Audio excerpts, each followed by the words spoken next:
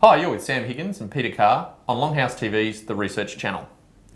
Now, Peter, 2011, big start to the year. We're entering that period of analyst briefing days. We have two big analyst briefing seasons every year. One that happens starts in March, April, goes through to May.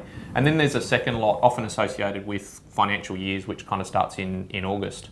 So one of the first big events you attended this year was with Mahindra Satyam, the Indian IT outsourcing and BPO organisation. They had a big full analyst day in Melbourne or Sydney? No, it was in Sydney, and it was a day, but it started at about lunchtime, so finished about 9 o'clock. Yep.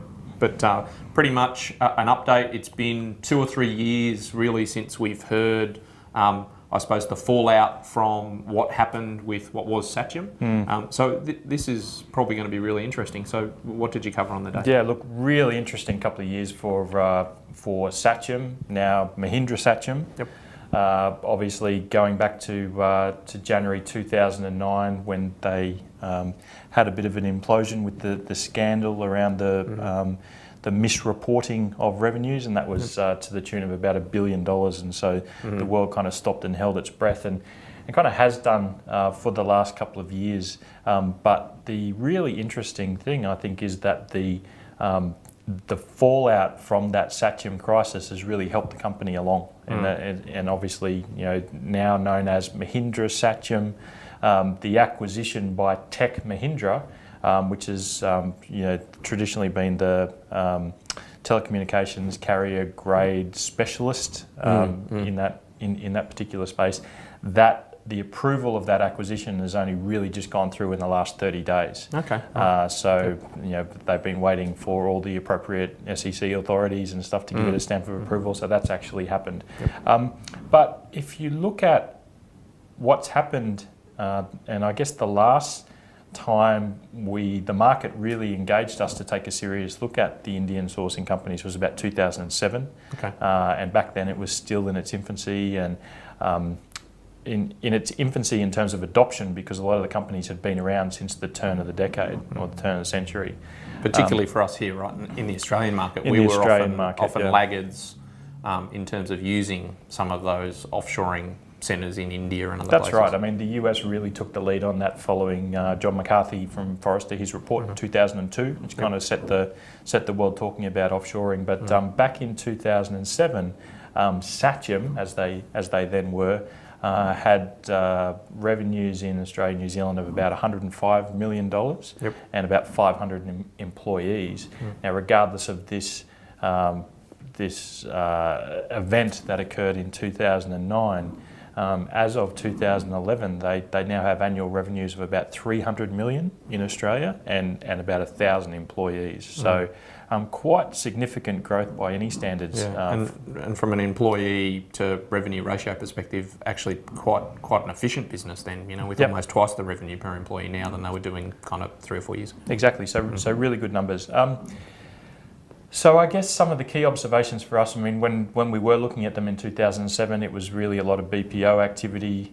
People were still talking about offshoring, and the definitions around offshoring back then still hold true today. So offshoring, there's nearshoring, which is within 500 miles of your organisation, country, and around 25% or less of your business being managed.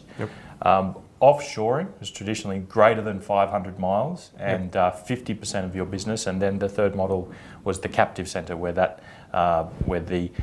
offshore business is actually owned by the company that is in country, if that makes sense. And probably the best known example of that is ANZ Bank, who have had their captive application development centre in India for over a decade. So in terms of those characteristics then of the Indian offshoring market, we have seen a steady adoption, I guess, in Australia of the offshoring model. Qantas is a great example, and there are a number of Qantas speakers at the Mahindra Satyam Day. Qantas is a company that has gone from 0% offshore service usage in 2006 to now about 60% of their business, of their IT, is delivered offshore. So that's a great shot in the arm. Yep. And the Qantas example, I guess that's a good one because they really started out with a project that was awarded to Satyam to integrate an Oracle e-business suite upgrade, and then that has kind of led into the development and maintenance contract for about 150 Qantas applications, so a significant amount of growth. So what we're actually seeing, I think, with these traditional Indian offshoring companies is a lot more onshore activity, as those revenue numbers and staff numbers would actually highlight, and that's being a real boost for their business model. So they're starting to compete head to head with more of the onshore Australian organisations and the traditional Western services companies. Yeah, well, at those sorts of numbers, you know, if you, like you say, 1,000 people and nearly 300 million, that puts them on par onshore with some of our largest listed IT services companies. Absolutely, absolutely, and growing fast. So, you know, hot on the heels. So the other two observations I'd make would be that still Mahindra Satyam focusing on infrastructure management and traditional BPO style activities as well. So we're looking at infrastructure management. A lot of talk about cloud at the moment and trusted cloud.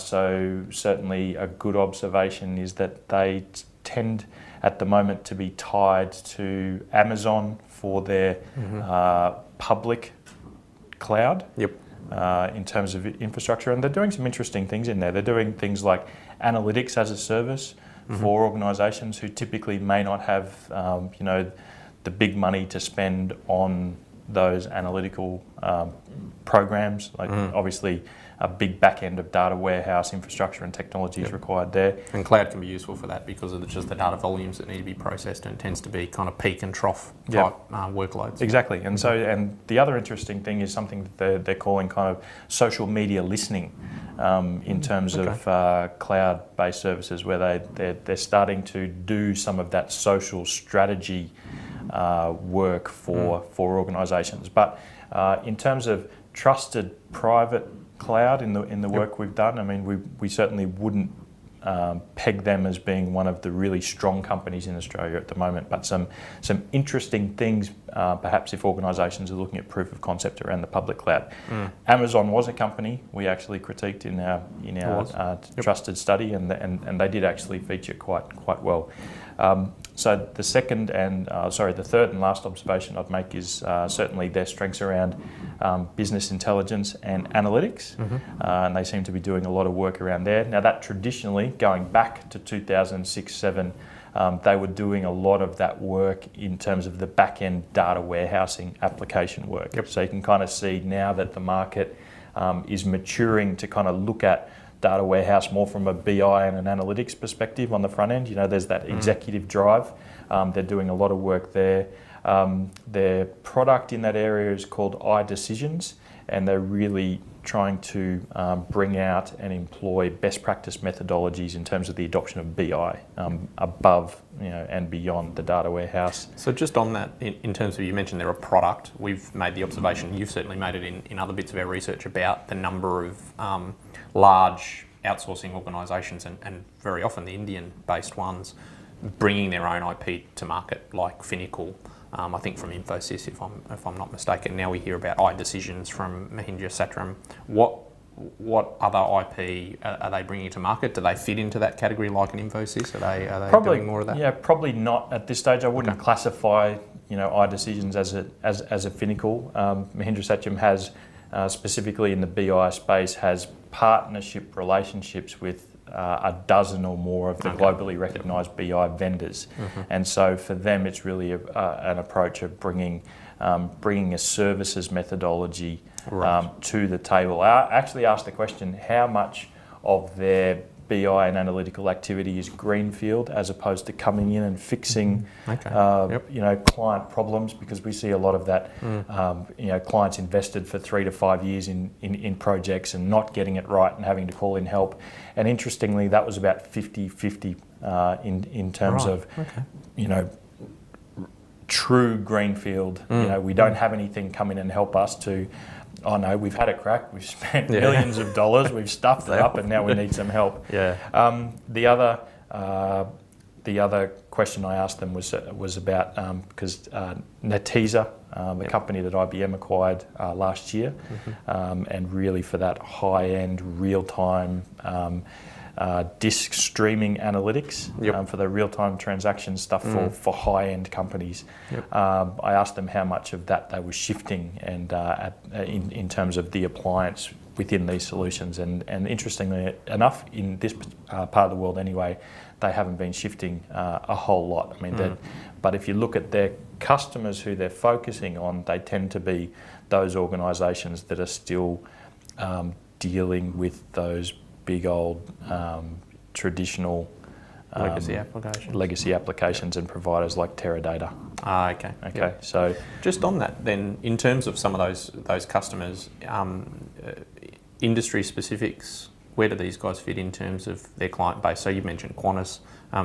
Any other kind of major clients that people would know, and industry specific? So for some of our clients, which ones would we be directing to these guys in terms of industry strength? Yeah, certainly. So Qantas, in terms of probably from two perspectives: transportation and engineering. Okay. The parent company is actually an engineering company. The technology services part of it is relatively new, less than 30 years old compared to a much older parent company. So those sorts of organisations. Financial services, definitely, and National Australia Bank is one of their big clients in terms of infrastructure, and it's really they've come in to deliver to manage the infrastructure, but delivering virtual desktop applications, and I think they've kind of rolled out them to about 8,000 staff at NAB at the moment.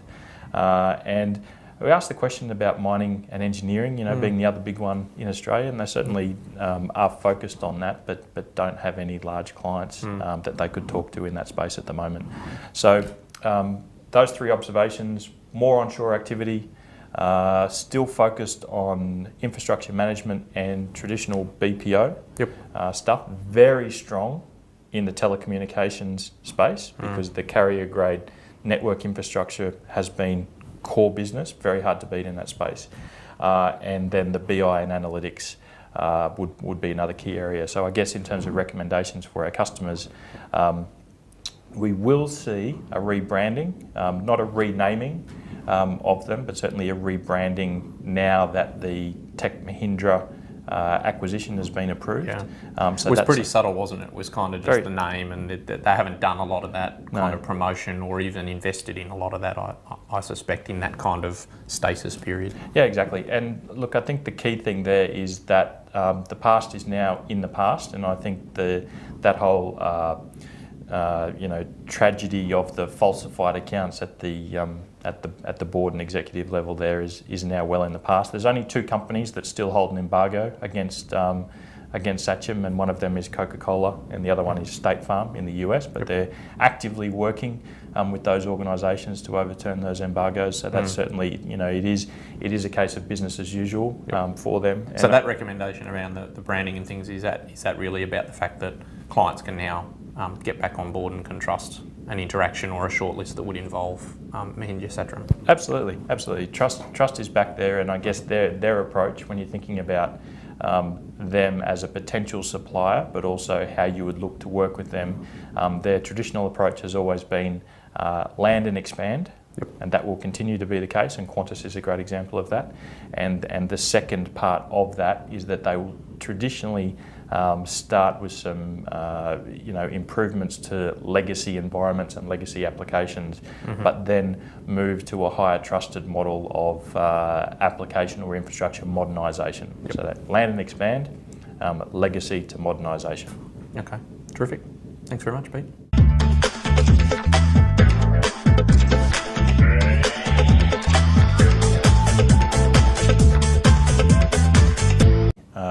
Had a bit of an implosion with the scandal around the misreporting of revenues, and that was to the tune of about $1 billion. And so the world kind of stopped and held its breath, and kind of has done for the last couple of years. But the really interesting thing, I think, is that the the fallout from that Satyam crisis has really helped. In 2 or 3 years, really, since we've heard, I suppose, the fallout from what happened with what was Satyam. So this is probably going to be really interesting. So what did you cover on the day? Yeah, look, really interesting couple of years for Satyam, now Mahindra Satyam. Yep. Obviously going back to January 2009 when they... TV's the research channel. Now, Peter, 2011, big start to the year. We're entering that period of analyst briefing days. Kind of, we have 2 big analyst briefing seasons every year. One that happens kind of starts in March, April, goes through to kind of May. And then there's a second lot often associated with financial years, which kind of starts in August. So one of the first big events you attended this year was with Mahindra Satyam, the Indian IT outsourcing and BPO organisation. They had a big full analyst day in Melbourne or Sydney? No, it was in Sydney, and it was a day, but it started at about lunchtime, so finished about 9 o'clock. Yep. But pretty much an update. It's been